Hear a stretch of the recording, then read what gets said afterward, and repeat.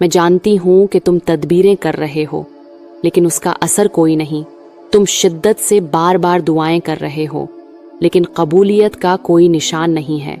جس کی چاہ رکھتے ہو اس کے ملنے کی امید کوئی نہیں۔ تمہارا دل رو کر یہ سوال کرتا ہے کہ کیا میرا اللہ مجھ سے ناراض ہے جو میری باتوں کا جواب نہیں دے رہا؟ تو سنو، جب قدرت تمہیں کسی چیز سے محروم رکھتی ہے تو اس کا مطلب یہ نہیں کہ تم اس چیز سے محروم کر دیے گئے ہو۔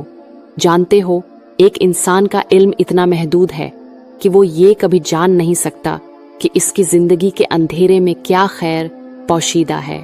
آج ہم نبی کریم صلی اللہ علیہ وسلم کے بتائے ہوئے ایسے 3 رازوں پر بات کریں گے جو دعا کی قبولیت کی چابی ہیں، اور آخری راز کو ضرور جانیے گا۔